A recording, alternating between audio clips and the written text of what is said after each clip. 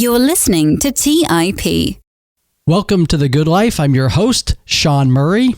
My guest today is Blas Moros. He's a talented writer and the creator of a very popular blog called The Rabbit Hole, where he provides book summaries, essays, and other resources.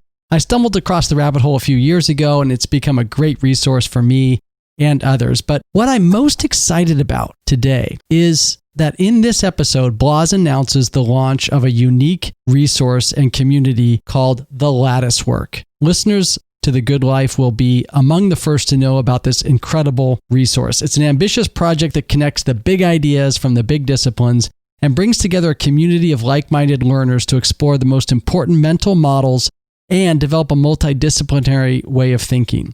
I'm excited to be a part of this community, and I encourage you to check it out too.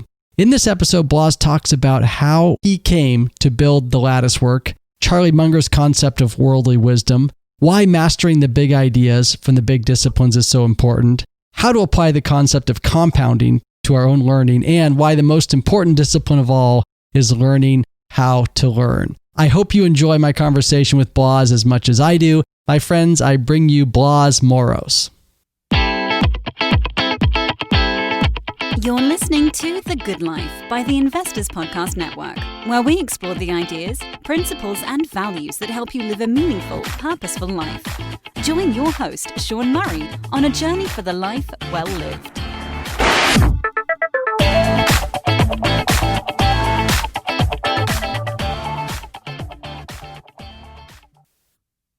Blas Moros, welcome to The Good Life. Thanks, Sean. It's good to be here. Well, I'm really excited about this episode because I'm a big fan of your website, The Rabbit Hole. You summarize books, articles, you've written essays there, you've chronicled something you call monthly challenges, which I hope we get into. And it's become one of my favorite resources. I've also seen it referenced by many people that I respect on finance Twitter and other writers. I wanted to start with this concept of the website, The Rabbit Hole. What's the purpose? Where did it come from? And how did it come to be? I played tennis in college, and for a big part of my life, that was a big portion of how I spent my time. A couple hours of practice every day and tournaments on weekends and all that. And it's strange being a college athlete who doesn't go pro, which of course most people don't. But from one day to the next, your sense of identity, what you've spent so much time crafting and honing, sort of disappears overnight. And that was a strange and difficult transition for me in a lot of ways. And I sat down after I graduated and I saw a lot of former teammates and friends from other sports who are a couple years older go through this same process. Nature abhors the vacuum. And when that time disappears, when your craft disappears, you can fill it with something productive or something destructive, or of course, something in between that as well. And I had seen so many friends, for the first time in your life, you have a little bit of money, you're working, you're in a big city. The temptation to just kind of go out and party is pretty strong. I didn't want to fall into that trap knowing how easy that was and how seductive that was. So I sat down and I thought through, how would I want to spend my time? When I look back at the end of my life, what would I never regret? I came to the point where I was pretty comfortable that reading, learning, meeting fascinating people, traveling, those sorts of experiences would be things I would never regret. I treated that process just like I did tennis, where I set aside a couple hours every day and I quote unquote practiced. I would get up early in the morning and read a couple hours before work. At the end of work, instead of going to the tennis courts or the gym, I would go home or go to the library and just read some more.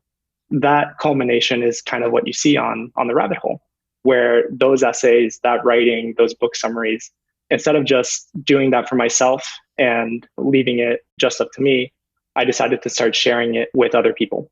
And of course, at the beginning, it was just close friends and family, a little email, a newsletter. And it became a little bit unwieldy. So I thought, hey, why not create a little website and not really expecting anything of it, just kind of chronicling my learning and sharing it with others that are close to me.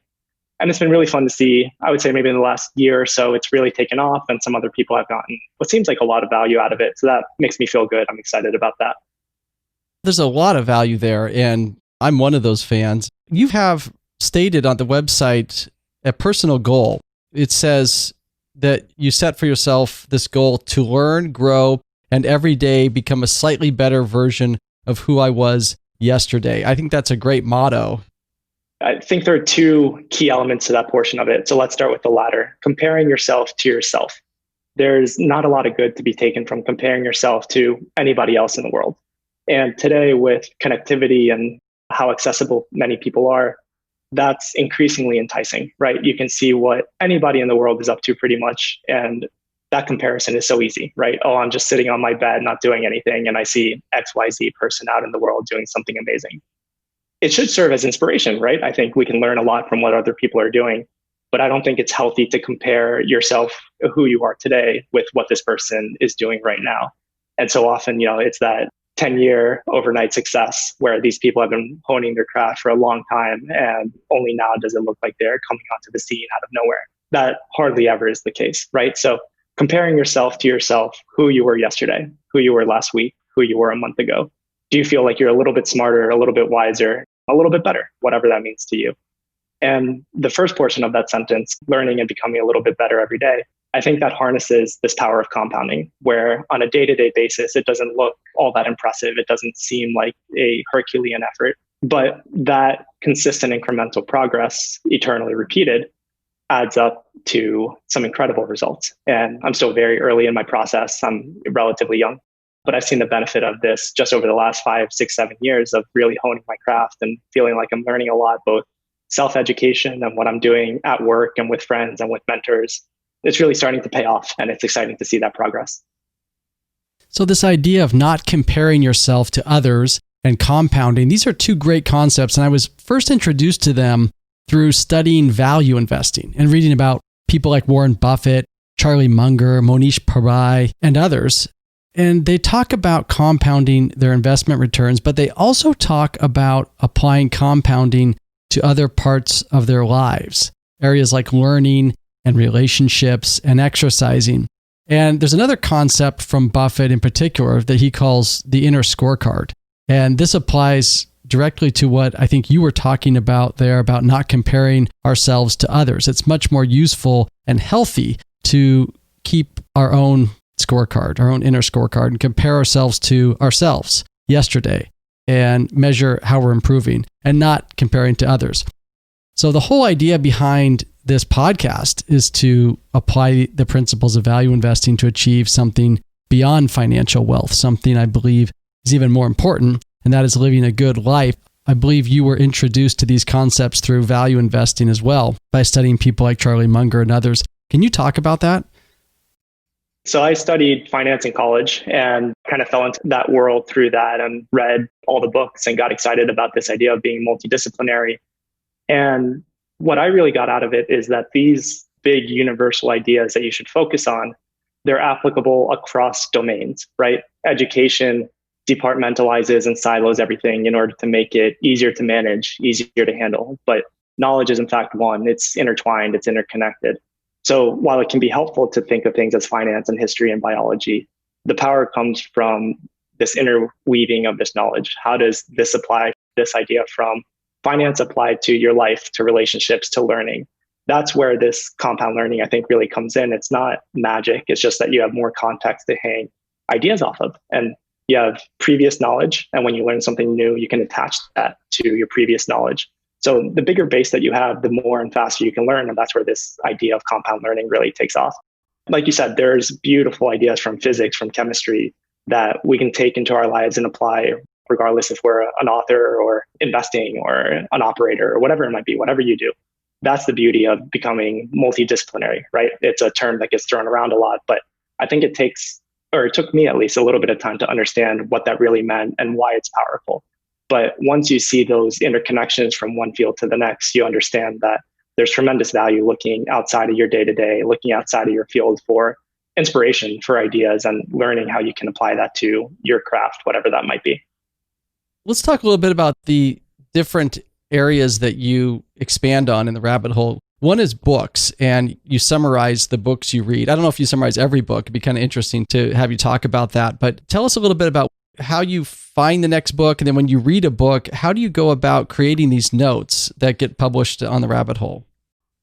So I start a lot of books that I don't finish, and I'm comfortable with that. What you see on there are just the books that I finish. So if I read something a quarter of the way, unless there's something really interesting there, I usually don't share it. It's usually just books that I find interesting enough to get through. And my process for selection is I have 3, 4, 5 friends that I trust a lot. And if they mention something, I put it on my Amazon wish list. I generally buy it when two or three of them sort of mention the same thing. You need to read this book. You need to read this book. You need to read this book. Okay, it passes the filter and I buy it. Now, of course, this idea of an anti-library, these books that sit on your shelf that you haven't read, that very much resonates with me. So I have a bunch of books sitting out at home here that I haven't gotten to and I might never get to, but that's okay. The filter for what I read is pretty high. And I think that's how it should be. Everything has an opportunity cost. So if you're reading something now, it means you can't read something else. I try to apply that filter, but you have to be a little bit stringent. And if there's something you don't enjoy, to toss it and start on something else and not fall into this sunk cost idea. And I just kind of keep going with it. When you read a book all the way through, how do you decide what you pull out and what goes into the notes? Yeah, when I read, it's been a process. I've learned a lot through the couple hundred books I've read and what works for me. And these things that we'll talk about, they're just what's worked for me. So don't feel like it's the right way to do it. When I sit down with a book, I kind of have an idea of what I want to get out of it. What questions do I have going into it? I read the summary, the epilogue, the prologue to get an idea of what the author is trying to get across. That way, with a big picture idea, you can have that in the back of your head. And as you get into the details, you sort of understand where each of those ideas fall into this bigger picture, if that makes sense. Then I feel like I have a conversation with the author. I write questions, I underline, I highlight, I ask myself questions. And the big thing that's really been beneficial to me and really took some time is asking myself, how do these ideas, these learnings, these concepts apply to my life today? And trying to make them concrete. Just that simple question. It's amazing how often an answer comes up, or even if it's not in the moment, a couple of weeks go by. Just the fact that you've mulled that over, your subconscious is working on it. When the moment comes, when you come across that situation, it kind of pops into your head. But if you don't give yourself that opportunity and ask yourself those questions and really stop and think about the book, at least for me, I don't think those flashes or those intuitions would come as readily. I think it's an excellent practice, and it's something I've noticed in my life. I'd read a book, feel really energized and excited about the ideas, and then 6 months or a year later, I'd see it on my shelf and think, what did I really get out of that book? If you can take the time to write down the ideas, I find they just stick so much better. You said something about opportunity cost. I think that's really important too. I mean, we have just a limited amount of time. Everyone has a limited amount of time on Earth. And so if you're spending time reading one book, that means you're not reading another. It also means if you want to get a return on that investment of your time, you could spend 4 hours just reading the book, not underline, not doing any of the practices that you talked about, and move on to the next book, which I've done. Or you could spend maybe an extra 2 hours, so a full 6 hours instead of 4, write up the notes, have the conversation with the author, connect the author's ideas with maybe another author in the same subject, and all of a sudden you're walking, and then publish it, which then leads to connections with other people and sharing your knowledge. All of a sudden you're getting a lot more out of that investment. An extra 2 hours, a little bit more effort. Most people don't do it, but it's a huge payoff in my mind. What about this idea of these challenges? I love this idea. You recently picked up the challenge of, I think, learning how to skateboard. Talk about some of these challenges and where this came from and how that's working for you. Senior year of college, I saw a 2-minute TED Talk, and I forgot the guy's name actually, but he's had a big influence on me. But he talks about this idea of a monthly challenge. And it resonated with me. It started my senior year of college, so maybe a couple before I graduated. But I've kept it up ever since. So 6-7 years later, still doing something pretty much every single month. It gives me a couple benefits. But number one, these things that I've always wanted to learn. And early on, it was pretty easy, right? Learning how to juggle and learning how to do a handstand. These pretty arbitrary and silly things, but that I've always wanted to learn. And I just never set aside to really get around to it. So it gives me a framework. It gives me a scheduled block of time every day or every week, sort of depending on the challenge, on when I sit down and practice this thing.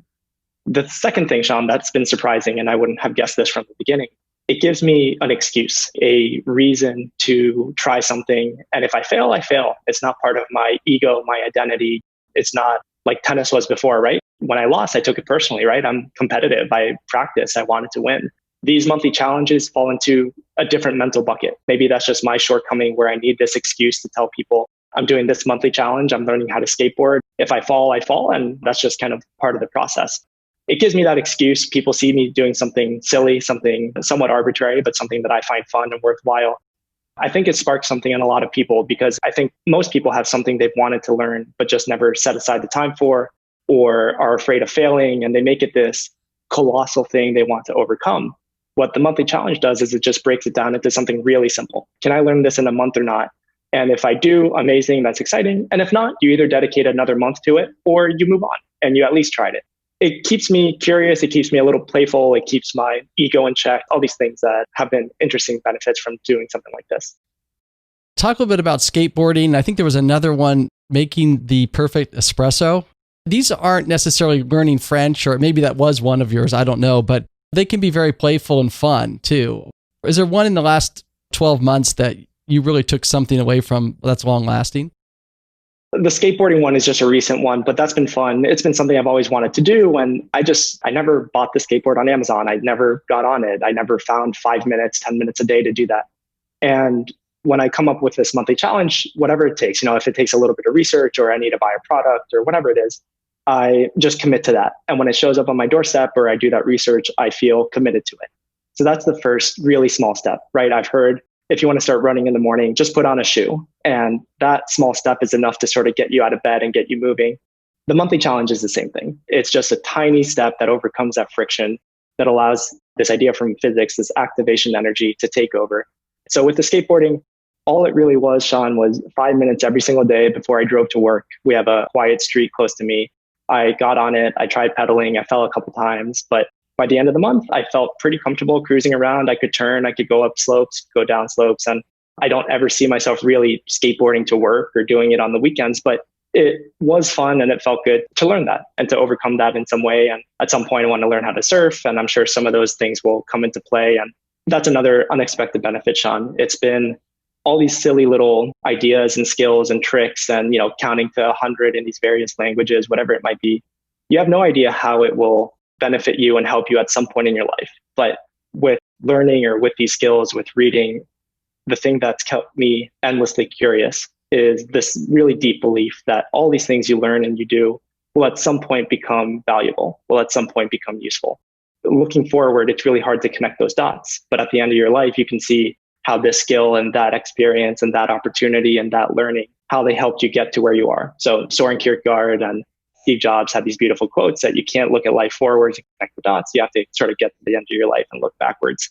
And that deep faith in all these things that they will someday be valuable keeps me curious, keeps me hungry. There's a couple things I really like about this monthly challenge. One is that when we're learning, we're energized, we're growing, we get excited about that. It just gives a little spark to life. It keeps us curious, as you said. And it's also connected to this idea of evolution and mutation, which I think is really important. In evolution, it's those slight changes and mutations that you don't know where they're going to lead. Mother Nature doesn't know where they're going to lead, but eventually they lead to amazing things, like the human body. And in our life, you're introducing yourself to lots of different concepts. It's almost like an option. You're creating lots of options out there, and a few of them are going to pay off really big. Some of them may pay off smaller, but you may stumble across something that becomes really impactful, becomes a part of your life, surfing or skateboarding or espresso or whatever it is. And that kind of brings us to this other section of your website called the Latticework, which is a concept I first came across in Charlie Munger's Poor Charlie's Almanac. He talks about the importance of being multi-disciplinary in our thinking and having something he calls the Latticework of mental models. And I know you're also working on a project that is going to build off of this kind of section of your website. Talk a little bit about first maybe this idea of what a latticework of mental models is and Charlie's concept of it and what you're doing in that area. So it's a project I'm really excited about. I think by the time this comes out, we'll have released it. So it'll be really exciting to get people's feedback and get people's take on it. For me, this idea of a lattice work became really powerful when I understood what Charlie was saying a little bit cleaner. And for me, we did a lot of work around the house growing up and all that. So I was really familiar with this idea of a lattice that is a crisscross shape that you can hang vines and plants off of. It could offer shade. The point of the whole thing is it creates these intersections on which you can hang things. And what Charlie was saying with this lattice work of mental models is that you should aim to do the same thing with your thinking. By becoming multidisciplinary, by understanding these core ideas from physics and chemistry and mathematics and biology and all these different areas, you create this mental structure, this mental framework, this lattice work that allows you to hang ideas off of. And we touched on it a little bit earlier, but This idea of compound learning comes when you have a mental framework to hang ideas off of. So all of a sudden, when you learn something new, you have previous knowledge you can hang on top of that. So learning anything in isolation is almost impossible, right? Where most people learn by analogy through lateral thinking. I know ABC really well, which allows me to learn XYZ really well. That's what the lattice work has, why it's been beneficial for me, at least. By coming to define these big disciplines, by coming to define the ideas within those disciplines, it gives me that mental framework to understand where an idea might fit in, to understand where I have gaps in knowledge, to understand where I have blind spots. That's what this project is aiming to do. It's aiming to help provide a mental framework of sorts to explain what we call these big ideas from the big disciplines in a fun, curated, interconnected way, so that you don't have to go out and read the 600 books and thousands of podcasts and interviews and conversations I've had with people to create this. It serves as a paved road in a lot of ways, whereas I had to cautiously stumble over a dirt path. The Latticework provides that for other people. I'm really excited about it. The whole idea is to create this valuable multidisciplinary resource. And the next phase would be to build an all-in community around that. So we're working on creating a tool that's embedded directly into it that allows people to add comments, to add highlights, to converse with each other, to do virtual meetings, to create a master-apprentice relationship of sorts, all through this website, all through this resource. It's early days. Like you said, evolution, the beautiful thing is when you adapt, it gives you a better chance of surviving. I have no idea exactly where this thing will end up, but I'm excited about this shift from a top-down hierarchical education system where you have a professor preaching to the class to a more communal, decentralized, collaborative situation that allows for us to learn from and with each other. And, there are hundreds of ideas and dozens of disciplines on here right now. I am an expert in exactly 0 of them. I haven't spent my life studying any one of these, but I am incredibly curious. I am really hungry. I enjoy thinking about how these ideas fit together. And I think the Latticework provides a resource, a structure, a framework that will allow for all sorts of people from different walks of life, experts who know these ideas better than I do, to contribute. And I think together we can make this a really, really valuable resource. It's a very powerful concept. It comes from this idea that any one great idea, it certainly has value, but the value increases when you can connect it to another great idea from another discipline and see how they're connected. I had the good fortune because you let me see kind of a sneak peek of this new project that you're launching called the Latticework. Can you remind the audience how to find it, the website, the URL? So it's ltcwrk.com, and we'll have it on Twitter and on my personal handle and all that. So we'll make sure that it's easy to find.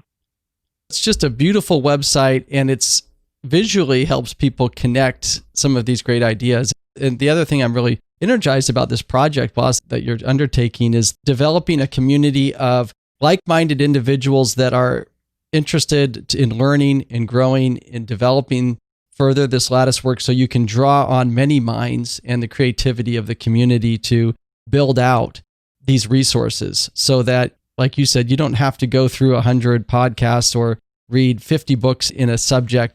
You can go to the Latticework and see, well, where do these other experts and like-minded individuals suggest I start my journey to learn more about, say, quantum mechanics, or to learn about philosophy, or to learn about engineering or economics, or any of these major areas? I think that's right, Sean. And what I'm excited about is with so many options, with so many choices, with everything we have access to today, the dearth of information, that is no longer the problem. And throughout history, that was sort of the problem. Now, because of everything we have, the connectivity we have, the value comes, I think, from curation, from interconnection, from this idea of a really high signal to noise ratio. And that's what I'm aiming to do with the Latticework. We don't want to, and frankly, I don't think we ever could become what Wikipedia is today. It's a world wonder. It is just incredible how much you can learn and all the topics that are covered there. It really is just amazing. The Latticework is aiming to do something different. It's aiming to make these ideas, to understand a little bit cleaner and crisper how they're interconnected. And then on top of it, how do you apply them to your life? We talked about that step a little bit earlier, where it's great if something sounds beautiful on paper and on theory, but that next step, how do you make it concrete? How do you apply it to your life? that's where I at least had trouble. It took me a long time to sort of understand what that looked like and how do I do that? What questions do I ask? How do I apply these things to my life so that they actually benefit you? And that's what the Latticework is hoping to achieve. I aim to make it fun and simple and beautiful. I think that a lot of these complex topics turn people off because you start getting into technical equations right away, or you don't see how it's applicable to your life or why you should even care. So that's kind of the foundation of the Latticework, helping people understand why they should care, why all these ideas from these different disciplines that you probably never touched on or really understood why they matter to you, to get that conveyed really clearly up front, to make it playful, to make it simple, to make it fun, to make it concrete and interconnected. That's the base that we're starting off of. And yeah, we're excited about that. I've seen the benefit in my own life, and the small group of people that I've shared it with, they're of course biased, and you will see how many of them were willing to share the truth with me, but it seems like they got a lot of value out of it. But over time, like you mentioned, I really think the community that develops around this will be more valuable than the resource itself. So this chicken and the egg problem that every little network sort of deals with at the beginning, one way that I've read or that I've learned to overcome that is you have something that's valuable on a standalone basis. And I think the Latticework is that. I think on a standalone basis, the ideas conveyed and how they're conveyed is valuable.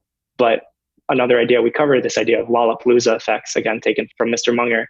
Really special things, emergent things happen when this community gets together. So we're excited about that. We're trying to build that up in the right way, and we'll do so organically and methodically and thoughtfully, and we'll see where it goes.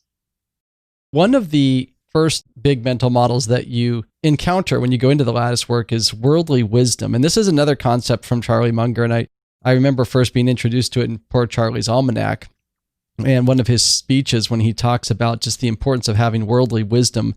So could you talk a little bit about that? What is worldly wisdom? And maybe that'll give the audience just a sense for what some of these big concepts are about.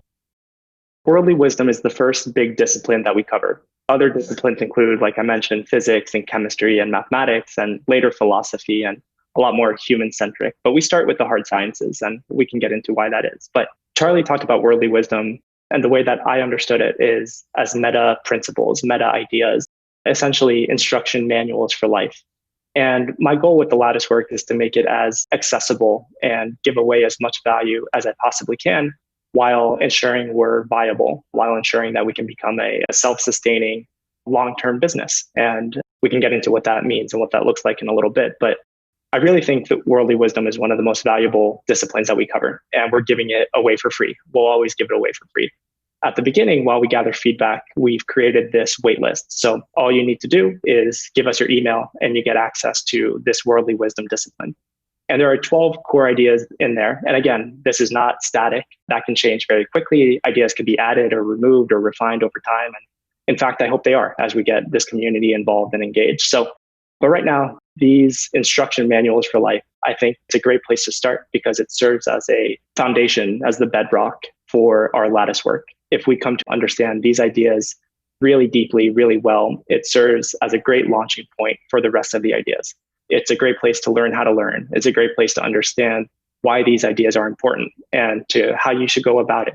So I start there because it's like a good launching point, like I said, and we'll make the rest of the journey a little bit more comprehensible, a little bit easier, a little bit smoother.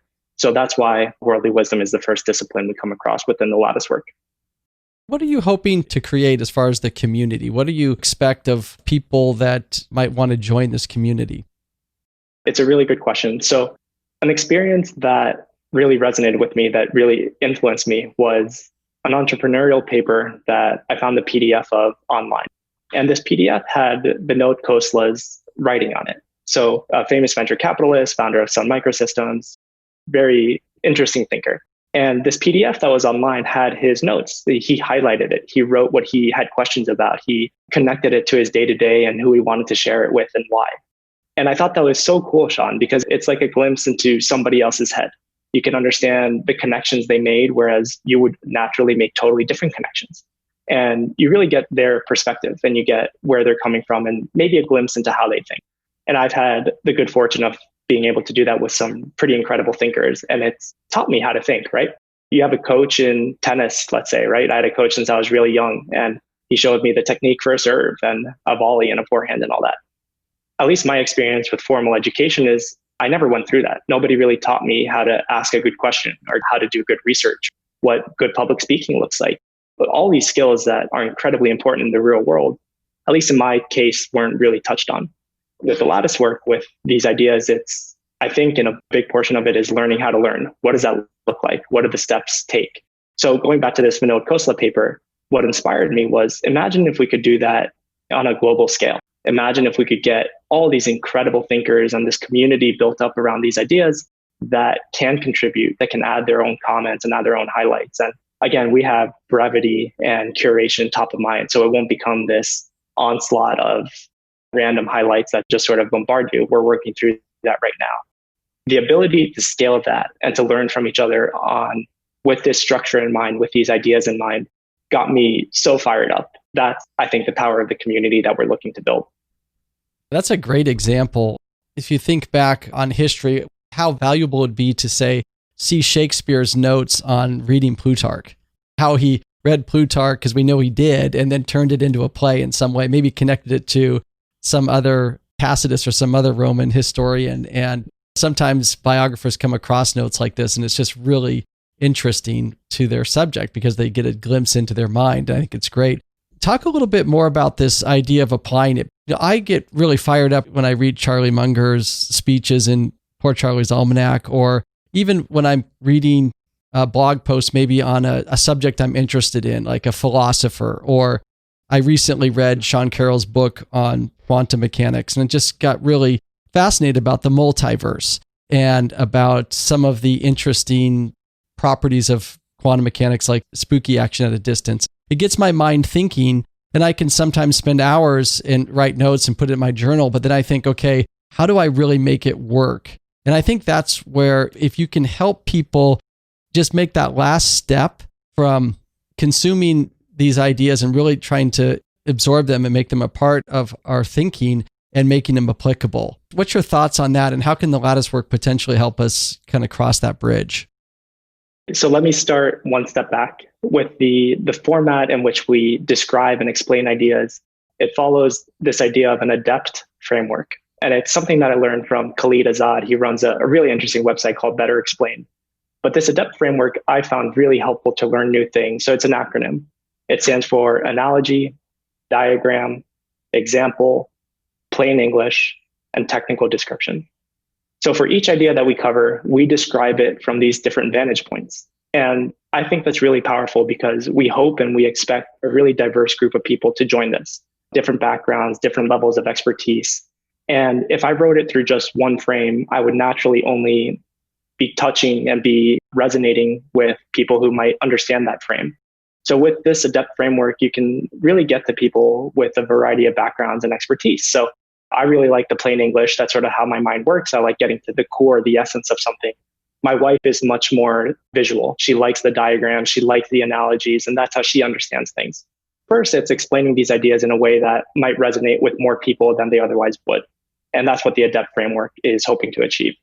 In addition, we have a couple other sections. So we have a bunch of quotes, and it serves the same purpose, really. When you have 10 or 12 or 15 people from a variety of disciplines, from different points in history, touch on the same idea, at least for me, I found that so powerful.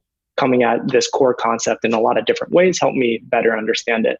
Then we have a section called interconnected ideas. And that's a portion of what I'm trying to do to help ignite people's own personal lattice work, right? We're talking about idea A, and in this section, you can see how ideas B, C, D, and E are interconnected.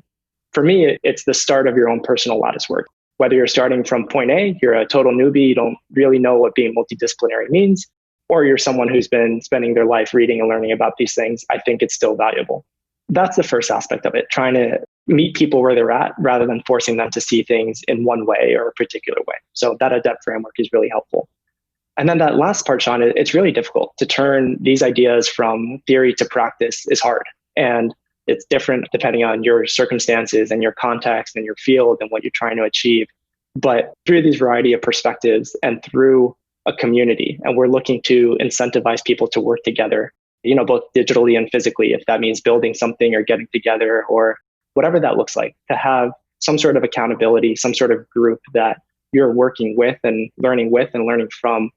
That's how we're trying to make some of these ideas a little bit more concrete, a little bit more actionable. And we don't have the answers yet. Maybe we never will, but that's part of our core vision to help make these ideas more applicable. Can you give us an idea beyond worldly wisdom how this Latticework is going to build out and some of the other subjects that will be emerging on the Latticework? One core framework that we use to build this Latticework is this idea of the 3 buckets. And a mentor of mine described these 3 buckets in the following way. Bucket 1 is everything inorganic, chemistry, physics, these things that have existed for over 13 billion years. And bucket 2 is the biological world, things that have existed for 3.7 billion years. And bucket 3 is sort of human systems, and let's call it recorded human history. Put your number on it, but whatever that means to you. And through these 3 buckets, you arrive at a really helpful framework to come at multidisciplinary ideas. So the thought is, if an idea passes bucket 1, it passes bucket 2, it passes bucket 3, that there's a lot of clout behind it, that we should give it a lot of weight, a lot of respect. And a simple one is reciprocation, right? It follows Newton's laws of motion. Biology, you mess with a cat, it's going to scratch your face off. And human systems, same thing, right? If I do you wrong, people look for revenge. It's just a natural part of the world. And that's one simple example, but one that I shows the power of this 3-bucket framework. Within the Latticework, that's how we've thought about the disciplines and how we are organizing them. And we'll come up with diagrams and networks to show and make this a little bit more concrete and more visual. But that first bucket, the inorganic world, we have physics and chemistry and science and engineering and experimenting, those types of disciplines. In bucket 2, there's only one, but it's immensely powerful, this biology and nature. And within it falls evolution and natural selection and hierarchies and all these beautiful ideas that we can learn from biology. In our third bucket are most of the ideas, actually. So if you're put off by the hard sciences, don't be, because we're going to cover most of the ideas, cover these human elements. So philosophy and religion and spirituality and competing and all these beautiful areas that we maybe have a little bit of an easier time understanding how they apply to us. That's our 3-bucket framework. That's how the Latticework is laid out. We'll start with the hard sciences. We're moving through it somewhat linearly, but of course, there's no correct way to organize it. There's no proper way to think about these things. They're all interconnected. They're all one. It's just a sign of human frailty, of human thinking, that we have to divide all these things to different silos. But in the back of our minds, we have to remember all these things are interconnected. They're all one. Even though we have all these different disciplines, the whole point is to find ways to interconnect them. We'll get into philosophy and some beautiful disciplines a little bit after the hard sciences. So the idea is that people will be able to chart their own learning journey through these models and through the worldly wisdom. There's no path that's going to be right for everyone, that's going to work for everyone. You got to find your own. And people will be able to bounce from subject to subject, maybe following connections or just where their interests lie. Is that right? Yes, absolutely. With the early release that we just talked about, that we released in late August, we only have a couple disciplines built out.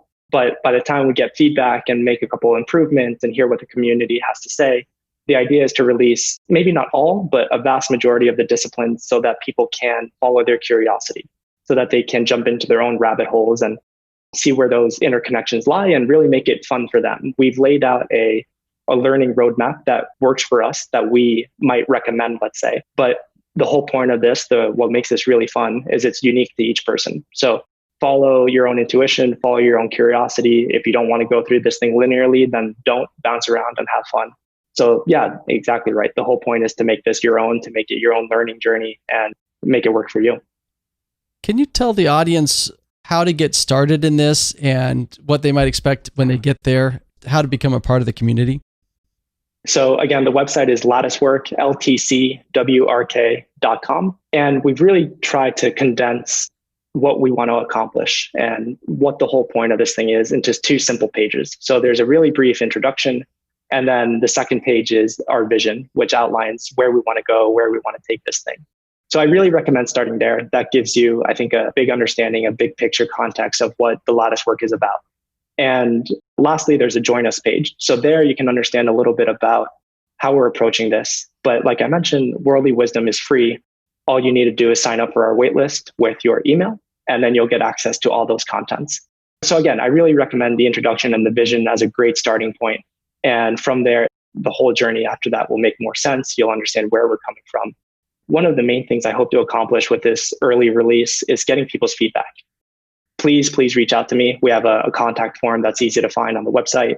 You can reach out to me directly on Twitter. I want to hear from you. I want to make this something really valuable, really beautiful, really special. And I can't do it alone. Again, like I said, I'm just a student. I'm no expert. So looking for people's feedback, looking for people to get involved. I hope people take that call to action seriously and do reach out to me and help me make this something special, because I think it can be. Yeah. So if you're interested in learning, self-development, self-education, if this idea of a latticework of mental models and building that out for yourself is something that you are excited about, I just highly recommend checking out the Latticework, giving it a try, poking around in there, giving Blas some feedback. And I certainly enjoyed doing it. It's been really fascinating. I'm excited to watch and see how this emerges and how it grows, and to be a part of the community, Blas. Thanks for being on The Good Life. Thank you, Sean. It means a lot. It's been really fun talking to you today, and just going through this with you has helped me flush out some ideas. So I'm excited. And again, thank you for having me on. It's been really fun. Thank you for listening to TIP. To access our show notes, courses, or forums, go to theinvestorspodcast.com. This show is for entertainment purposes only. Before making any decisions, consult a professional. This show is copyrighted by the Investors Podcast Network. Written permissions must be granted before syndication or rebroadcasting.